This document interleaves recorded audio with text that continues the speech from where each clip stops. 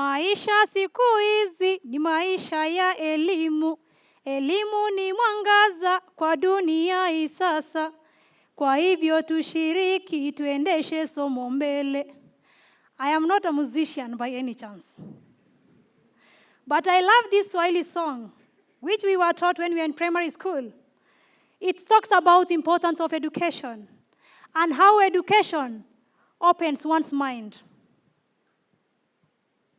And mine is a story of hope from northern Kenya through education.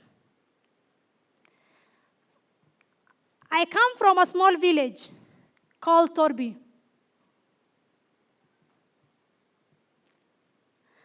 And I'm so proud of my village.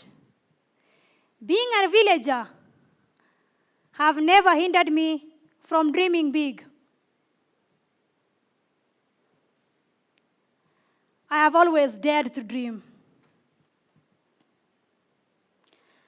The village girl was once crowned Miss Marsabit County and also Miss Tourism Kenya, Peace and Investment 2013-2014.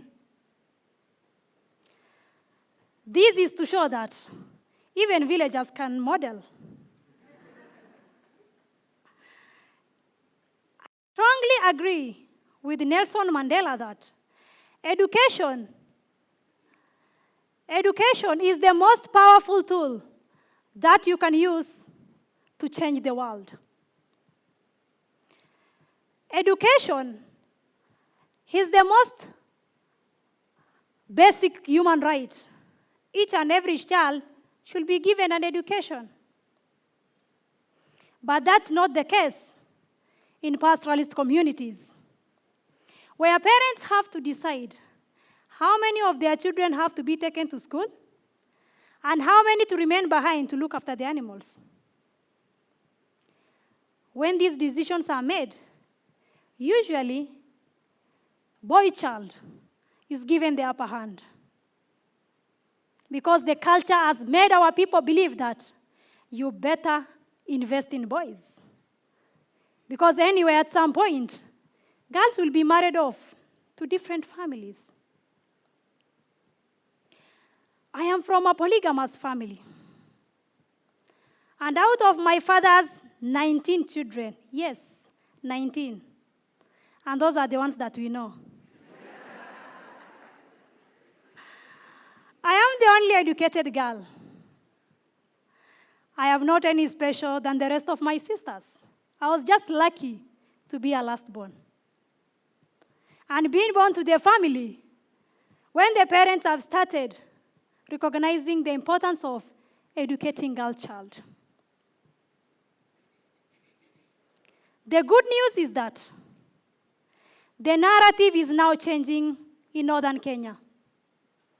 We are taking more kids to schools, and girls are not left behind anymore. And we, the educated members of the society, are behind this positive change. I couldn't do it alone. We are many. And we are changing the narrative in northern Kenya. As the first graduate girl from my village, I wanted to be the voice of voiceless, especially to the girls and women. As a young girl growing up, I passed through so many challenges. I could miss classes due to lack of sanitary pads. That's not my story alone. It's the story of so many other girls from rural village schools in Kenya. I underwent female genital mutilation, FGM, at the age of 12, and narrowly escaped early forced marriage at the age of 14. I was engaged without my knowledge and was to be married off. I couldn't imagine how my life could be right now if I was married at 14. What about my career life? I value education so much because it helped me change my dreams to reality and achieve my dreams of becoming a graduate nurse and currently pursuing my master's degree in field epidemiology.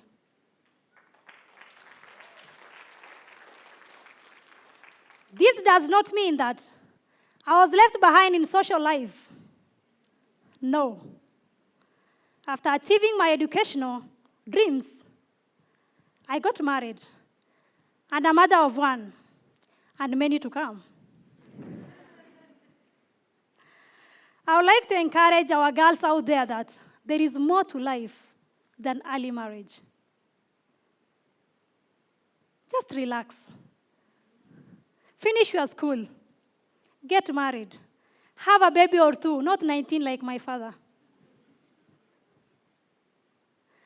So, since I was out of those and at least I was able to achieve something, after graduating, I decided to go back home to empower the girls and women, and generally, my community at large. Because charity begins at home.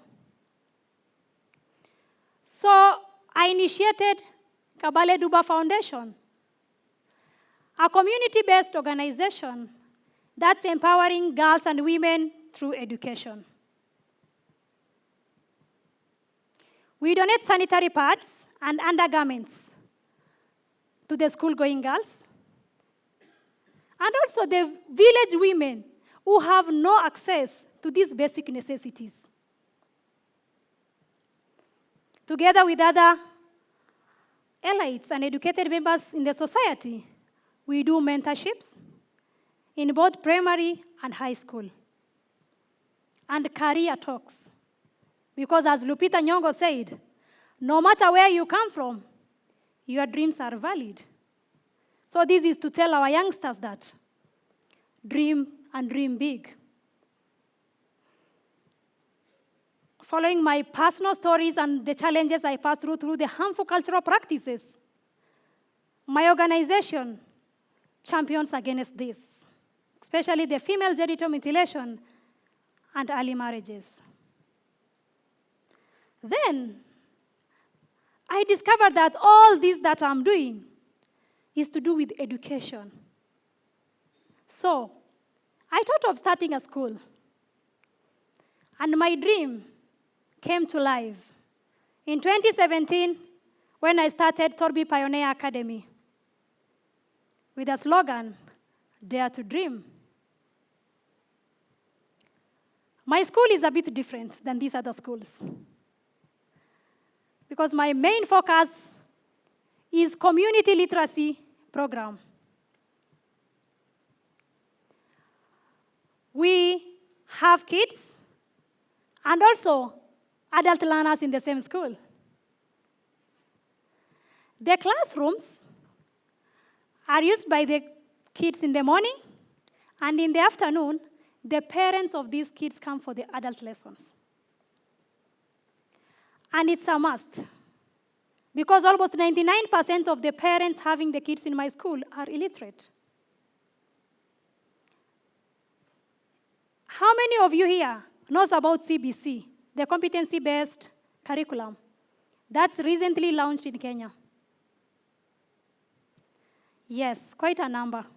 And I'm sure those are the people who have kids in a lower primary school. In competency-based curriculum, almost like 70% of what kids are supposed to learn should come from the parents. But have you ever imagined how an illiterate mother or parents will be able to help their kids with their homework? Or even check their report books? Or generally see how their performance are? It's not possible. So, my school decided to bridge the gap of bringing in women together with their kids. A teacher teaches both women and the kids, and they will be given the same homework.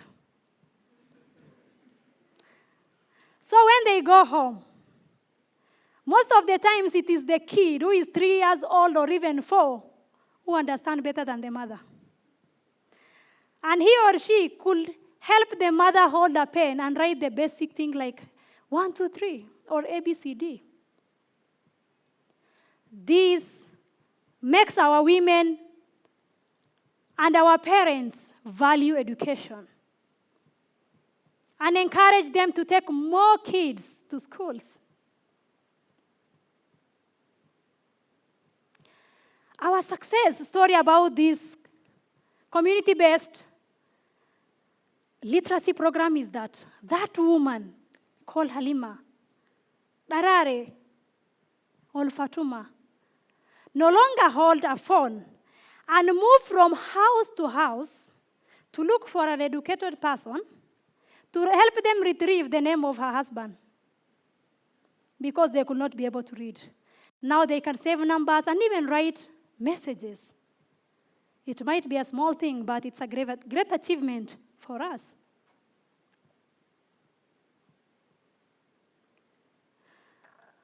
Our community work has gotten different recognitions, both locally and internationally, because of the basic things that we do. Pregnant women are not left behind. Our women even come carrying their own babies on their back and writing. Because as you know, these are village women, you are not expecting them to have house girls to help them with the babies. We really appreciate and feel humble that someone somewhere is recognizing our work, and it's giving us a hope to move ahead. Out of the many awards and recognitions, the one that I value most is an award that I won this year when I was awarded the Global Citizen People's Choice Award in New York in September.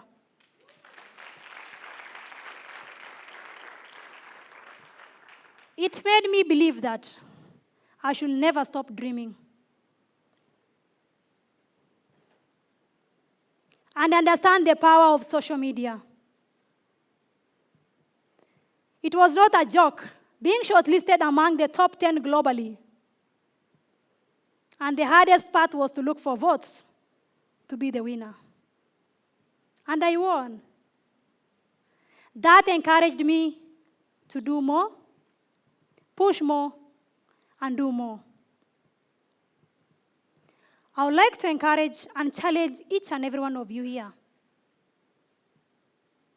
Let's leave our comfort zone. Do something.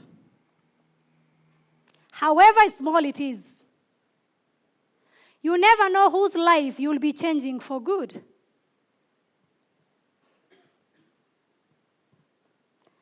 The secret of getting ahead is getting started.